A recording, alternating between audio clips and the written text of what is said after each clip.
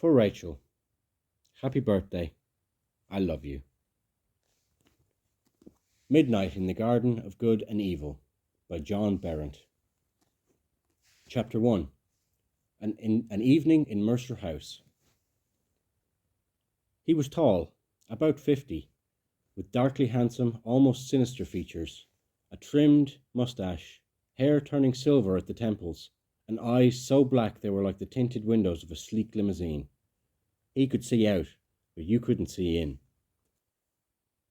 We were sitting in a living room of his Victorian house.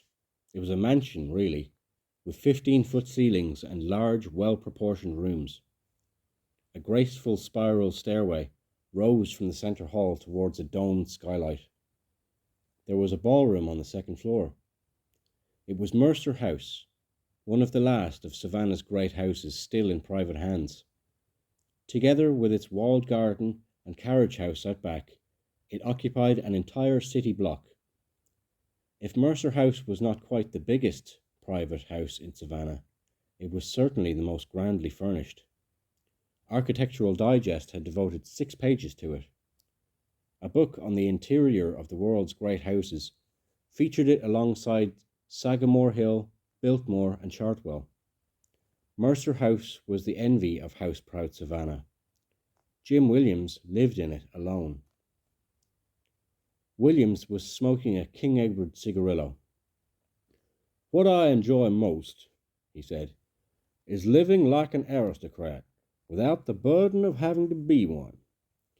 Blue bloods are so inbred and weak. All those generations of importance and grandeur to live up to. No wonder they lack ambition. I don't envy them. It's only the trappings of aristocracy I find worthwhile. The fine furniture, the paintings, the silver. The very things they have to sell when the money runs out. And it always does. Then all they're left with is their lovely manners." He spoke in a drawl as soft as velvet. The walls of his house were hung with portraits of European and American aristocrats by Gainsborough, Hudson, Reynolds and Whistler. The provenance of his possessions traced back to dukes and duchesses, kings, queens, czars, emperors and dictators. "Anyhow," he said, "royalty is better." Williams tacked cigar ash into a silver ashtray. A dark grey tiger cat climbed up and settled in his lap. He stroked it gently. "I know I'm apt to give the wrong impression, living the way I do, but I'm not trying to fool anyone. Years ago, I was showing a group of visitors through the house, and I noticed one man giving his wife the high sign. I saw him mouth the words, 'Old Money.' The man was David Howard, the world's leading expert on armorial Chinese porcelain. I took him aside afterward and I said, 'Mr. Howard, I was born in Gordon, Georgia. That's a little town near Macon. The biggest thing in Gordon is a chalk mine. My father was a barber, and my mother worked as a secretary for the mine. My money, what there is of it, is about 11 years old.' Well, the man was completely taken aback. 'Do you know what made me think you were from old family?' he said. 'Apart from the portraits and the antiques. Those chairs over there. The needlework on the chairs is unraveling. New money would mend that right away. Old money would leave it just as it is.' 'I know that,' I told him. 'Some of my best customers are old money.'" I had heard Jim Williams's name mentioned often during the 6 months I had lived in Savannah. The house was one reason, but there were others. He was a successful dealer in antiques and a restorer of old houses. He had been president of the Telfair Academy, the local art museum. His byline had appeared in Antiques magazine, and the magazine's editor, Wendell Garrett, had an eye for finding stuff. He trusts his own judgment, and he's willing to take chances. He'll hop on a plane and go anywhere to an auction, to New York, London, or Geneva. But at heart, he's a southern chauvinist, very much a son of the region. I don't think he cares much for Yankees. Williams had played an active role in the restoration of Savannah's historic district, starting in the mid-1950s. Georgia Fawcett, a long-time preservationist, recalled how difficult it had been to get people involved in saving downtown Savannah in those early days. The old part of town had become a slum, she said. The banks had redlined the whole area. The great old houses were falling into ruin or being demolished to make way for gas stations and parking lots, and you couldn't borrow any money from the banks to go in and save them. Prostitutes strolled along the streets. Couples with children were afraid to live downtown because it was considered dangerous. Mrs. Fawcett had been a member of the small group of genteel preservationists who had tried since the 1930s to stave off the gas stations and save the houses.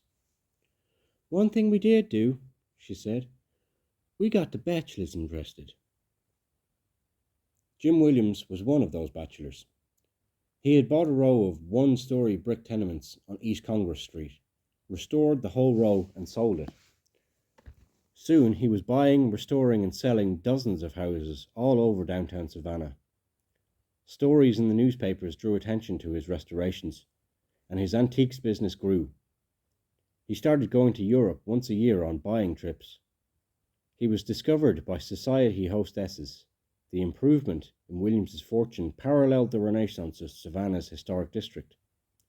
By the early 70s, couples with children had come back downtown, and the prostitutes had moved over to Montgomery Street. Feeling flush, Williams bought Cabbage Island, one of the sea islands that form an archipelago along the Georgia coast. Cabbage Island was a folly. It covered 1,800 acres, all but 5 of which lay underwater at high tide. He paid $5,000 for it in 1966. Old Salts at the marina told him he had been duped. Cabbage Island had been on the market for half that sum the year before. $5,000 was a lot of money for a soggy piece of real estate you couldn't even build a house on. But a few months later, phosphates were discovered under several coastal islands, including Cabbage Island. Williams sold out to Kerr McGee of Oklahoma for $660,000. Several property owners on neighbouring islands laughed at him for jumping at the bait too early. They held out for a higher price. Weeks later, the state of Georgia outlawed drilling along the coast. The phosphate deal was dead, and as it turned out, Williams was the only one who had sold in time. His after-tax profit was $500,000. Now he bought far grander houses. One of them was Armstrong House, a monumental Italian Renaissance palazzo directly across from Bull Street, from the Stad Oglethorpe Club. Armstrong House dwarfed the Oglethorpe Club, and according to local lore that was very much its purpose. George Armstrong, a shipping magnate, was said to have built the house in 1919 in response to being blackballed by the club. Although that story was not in fact true, Armstrong House was a lion of a house. It gloated and glowered and loomed. It even had a curving colonnade that reached out like a giant paw as if to swat the Oglethorpe Club off its high horse across the street. The outrageous magnificence of Armstrong House appealed to Williams and his growing appetite for grandeur. He was not a member of the Oglethorpe Club. Bachelors from Middle Georgia who sold antiques were not likely to be asked to join, not that it bothered him. He installed his antiques shop in Armstrong House for a year, then sold the house to the law firm of Boohan, Williams and Levy, and went on about the business of living like, if not being, an aristocrat. He made more frequent buying trips to Europe, in style now on the QE2, and sent back whole container loads of important paintings and fine English furniture. He bought his first pieces of Fabergé. Williams was gaining stature in Savannah, to the irritation of certain blue bloods. "How does it feel to be nouveau riche?" he was asked on one occasion. "It's the riche that counts," Williams answered. After that, he bought Mercer House. Mercer House had been empty for more than 10 years. It stood at the west end of Monterey Square, the most elegant of Savannah's many tree-shaded squares. It was an Italianate mansion of red brick with tall, arched windows set off by ornate ironwork balconies. It sat back from the street, aloof behind its apron of lawn and its cast iron fence, not so much looking out on the square as presiding over it. The most recent occupants of the house, the Shriners, had used it as the alley temple. They had hung a neon-lit scimitar over the front door and driven around inside on motorcycles. Williams set about restoring the house to something greater than its original elegance. When work was completed in 1970, he gave a black tie Christmas party and invited the cream of Savannah society.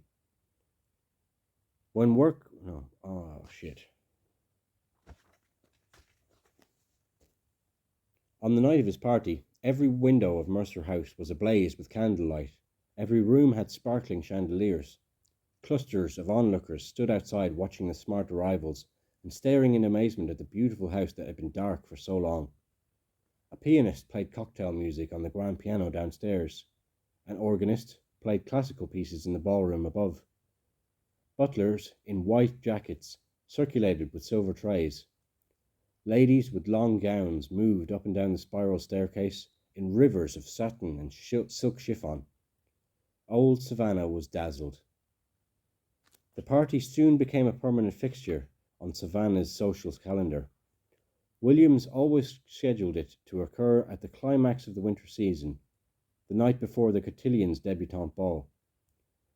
That Friday night became known as the night of Jim Williams's Christmas party. It was the party of the year, and this was no small accomplishment for Williams. "You have to understand," a sixth-generation Savannaian declared, "Savannah takes its parties very seriously. This is a town where gentlemen take their own white tie and tails. We don't rent them. So it's quite a tribute to Jim that he has been able to make so prominent a place for himself on the social scene, in spite of not being a native Savannian and being a bachelor."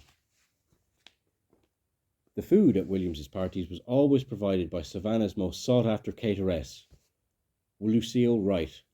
Mrs. Wright was a light-skinned black woman whose services were so well regarded that Savannah's leading hostesses had been known to change the date of a party if she was not available. Mrs. Wright's touch was easy to spot.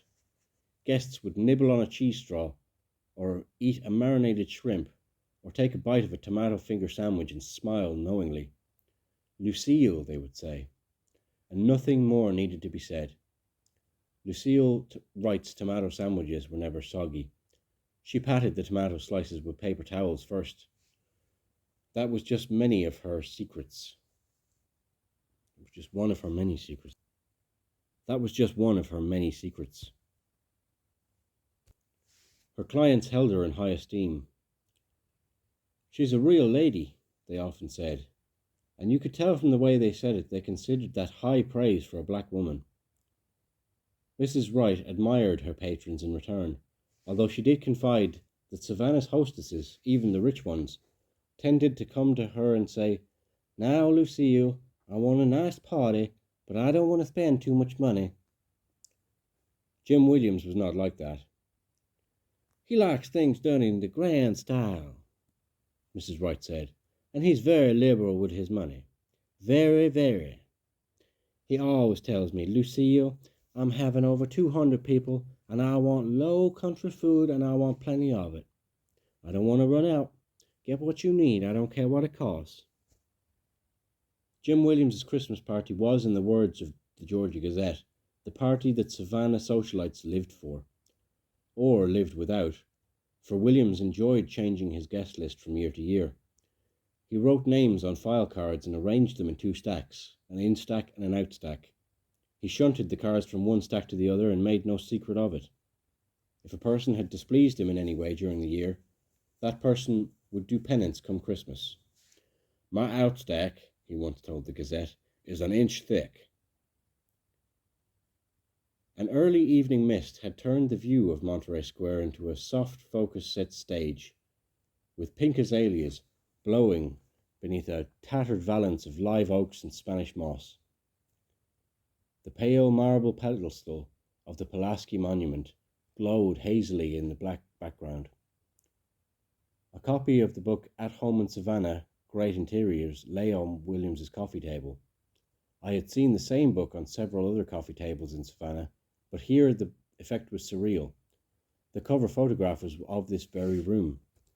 For the better part of an hour, Williams had taken me on a tour of Mercer House and his antiques shop, which was quartered into the carriage house. In the ballroom, he played the pipe organ, first a piece by Bach, then I Got Rhythm. Finally, to demonstrate the organ's deafening power, he played a passage from César Frank's Piece Heroique. "When my neighbours let their dogs howl all night," said Williams, "this is what they get in return." In the dining room, he showed me his royal treasures: Queen Alexandra's silverware, the Duchess of Richmond's porcelain, and a silver service for 60 that had belonged to a Russian Grand Duke. The coat of arms from the door of Napoleon's coronation carriage hung on the wall in the study. Here and there around the house lay Fabergé objects: cigarette cases, ornaments, jewel boxes, the trappings of aristocracy, nobility, royalty. As we moved from room to room, tiny red lights flickered in electronic recognition of our presence. Williams was wearing grey slacks and a blue cotton shirt turned up at the sleeves. His heavy black shoes and thick rubber soles were oddly out of place in the elegance of Mercer House, but practical. Williams spent several hours a day on his feet, restoring antique furniture in his basement workshop. His hands were raw and calloused, but they had been scrubbed clean of stains and grease. "If there's a single trait common to all Savannahans," he was saying, "it's their love of money and their unwillingness to spend it." "Well, then who buys those high-priced antiques I saw in your shop?" I asked. "That's exactly my point," he said. "People from out of town. Atlanta, New Orleans, New York. That's where I do most of my business. When I find an especially fine piece of furniture, I send a photograph of it to a New York dealer. I don't waste time trying to sell it in Savannah. It's not the people in Savannah ain't rich enough. It's just that they're very cheap. I'll give you an example. There's a woman here, a grand dame in the very apex of society, and one of the richest people in the southeast, let alone Savannah. She owns a copper mine. She built a big house in an exclusive part of town, a replica of a famous Louisiana plantation, with a huge columns and cars past it. I adore her. She's been like a mother to me, but she's the cheapest woman who ever lived. Some years ago, she ordered a pair of gates for her house. They were designed and built especially for her. But when they was delivered, she pitched a fit, said they were horrible, that they were filth. Take them away, she said. I never want to see them again. Then she tore up the bill, which was for $1,400, a fair amount in those days. The founder took the gates back, but they didn't know what to do with them. After all, there wasn't much demand for a pair of ornamental gates exactly that size. The only thing they could think to do was sell the iron for scrap metal. So they cut the price from $1,400 to $190. Naturally, the following day, the woman sent a man over to the foundry with $190, and today those gates are hanging on her gateposts where they were originally designed to go. That's pure Savannah, and that's what I mean by cheap. You mustn't be taken in by the moonlight and the magnolias. There's a lot more to Savannah than that. Things can get very murky." Williams stroked his cat and tapped another ash into the ashtray. "We had a judge back in the 1930s, member of one of the city's leading families. He lived one square over from here in a big house with tall white columns. His oldest son was going around town with a gangster's girlfriend. The gangster wanted him to stop, but the judge's son kept right on at it. One night, the doorbell rang, and when the judge opened the door, he found his son lying on the porch bleeding to death with his private parts tucked under his lapel. The doctor sewed his genitals back on, but the body rejected him, and he died. The next day, the headline on the paper read, "Fall from porch proves fatal." Most members of that family still deny the murder ever happened, but the victim's sister tells me it's true. It doesn't end there. The same judge had another son. This one lived in the house on Whitaker Street. He and his wife used to fight, and I mean really go at it, throwing each other across rooms and that sort of thing. During one of those fights, her 3-year-old daughter came downstairs unnoticed, just when the husband was getting ready to fling his wife into a marble-top table. When the woman hit the table, it overturned and crushed the little girl. They didn't find out about that until an hour later, when they was picking up the debris from the fight. As far as the family is concerned, the incident never happened. Williams picked up the decanter of Madeira and refilled the glass. "Drinking Madeira is a great Savannah ritual, he said. "It's a celebration of failure, actually. The British sent over whole shiploads of grape yarns from Madeira in the 18th century with the hopes of turning Georgia into a wine-producing colony.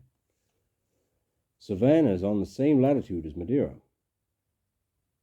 Well, the veins died, but Savannah never lost its taste for Madeira, or any other liquor for that matter. Prohibition didn't even slow things down here.